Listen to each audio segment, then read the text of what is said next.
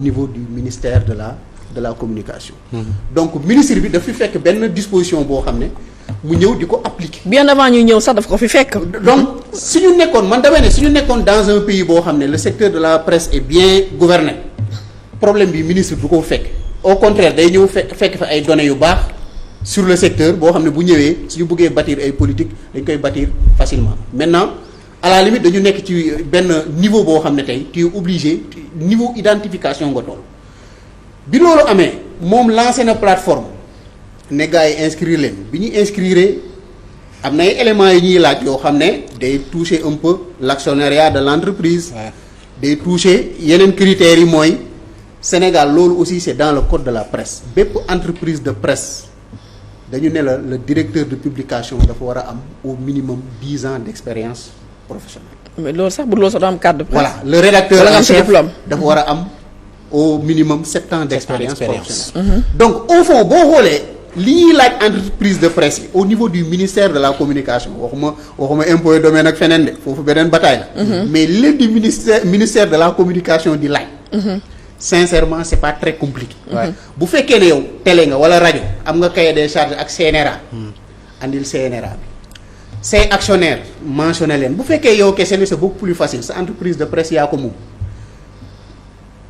sa CV rédacteur en chef ak sa directeur de publication ak seeni numéro de carte et cetera ñu vérifier xool c'est conforme aux dispositions du code de la presse waxuma c'est conforme aux dispositions du code général des impôts de donc ñu valider on a bien compris ne la yow vous êtes conforme et c'est ok. alors monsieur Faye kon dans ce cas nan la ñu mën a comprendre les propos de monsieur Mamadou Ibra Kane nga xamante ne c'est le président du conseil des éditeurs et diffuseurs de la presse du Sénégal bu wax ne l'existence de la presse ou l'existence même des médias est menacée. waaw loolu man point de vue la boo xam ne man du suma point de vue parce que en réalité bu fekkee ne code de la presse boo xam ne ñun mooy régir suñuy activité biñ ko fiy teg gouvernement bi nekk gu fi n'est-ce pas. fii la ko fekk yéen acteurs médias ñoom ñoo réuniroon ba adopté benn code de la presse bi nga xam ne moom la assemblée mujj voté en 2017. am na ay éléments yu ñu ci dindi yoo xam ne neexu leen mais l'essentiel est là donc code boobu moo régir actif bu fekkee ne da nga am autorité boo xam ne dafa ñëw ne damay appliquer les dispositions du code. pour man waru la metti. maintenant est-ce que mën nga ci déduire que à travers cette action. toute la presse est menacée pour man j'ai beaucoup de réserves par rapport à ça maintenant ñoom ils font le lien avec les autres difficultés maanaam dañ ciy boole depuis avril amnistie bi boole ci rupture des conventions boole ci acharnement donc ñoom dañuy jàpp ne c'est juste une suite boo xam ne gouvernement bi action yu muy teg yëpp depuis mai en tout cas ñoom ñu ngi koy dund nga xam ne day menacer les entreprises de presse mais bu ñu jëlee li nga xam ne rek moom la ministère de la communication di def par rapport à l'identification des entreprises de presse pour man loolu dafa baax ci ñoom lu tax mu wax ko parce que boo fekkee ne da nga ne liste des bénéficiaires de l'aide dañ ko war a publier te ñëpp dañu doon toog di ko revendiquer nga def ay assises dans tous les débats ñu ne dañu war a am une cartographie du secteur de la presse dañu war a xam qui et qui fait quoi nga am autorité boo xam ne bu ñëwee di def loolu pour man waroo taxaw jaamaarloo ak moom bu fekkee am na ay manquements dans le processus. ngeen toog waxtaanee pour man da ngeen ko war a toog waxtaan. maintenant nag dafa am élément bi nga xam ne ñoom dañ koy déplorer te ba mën naa ko dégg mooy ñoom dañuy wax ne le processus n'est pas très inclusif maanaam commission bi évaluer les entreprises dafa institutionnel ba mu ëpp. effectivement boo xoolee composition bi ay ministères nga ciy gis. CNRA et cetera voilà ubbiluñ ko le syndicat. ubbi luñ ko le patronat te man à mon avis ministère bi waroon na gën a. mais loolu lépp ci waxtaan la loolu lépp ci waxtaan la ubbi loolu ba nga xam ne ñoom dañuy fekkee. même bu fekkee amuñu le dernier mot. au moins fi nga xam ne dañuy évaluer affaire yi mën ko fekkee peut-être que foofu bu ñu ko defoon suspicion yi dina wàññeeku. mais l'un dans l'autre. l'action est salutaire te bu ñu ko defee nii progressivement d'ici 1 an 2 ans. parce que c'est juste une procédure administrative dinañ mën a am une cartographie complète du secteur d'accord des médias. alors la cartographie des médias dafa war a nekk mesure bu salutaire d'autant plus que aide de la presse day jógee ci 1 milliard dem ci 4 milliards alors nan lañ mën a comprendre tey je vais pas dire tintamarre sax mais mun naa wax ni sorties tous azimuts mais sorties yu acerbe yoo xamante ne suñu naataango wala des propriétaires des organes de presse di comme à l'endroit des nouvelles autorités. Bon Birame souligné na ko léegi ci waxtaanam je pense que situation bi tey jii en tout cas décision bi nga xamante ni ministère bi jël na ko tey jii pour def une cartographie de la presse ak enregistrement yeeg yëpp dafa succéder benn situation boo xamante ni ay difficultés yu bari yoo xamante ni économique financière yoo xam ne presse mi ngi ko doon dund.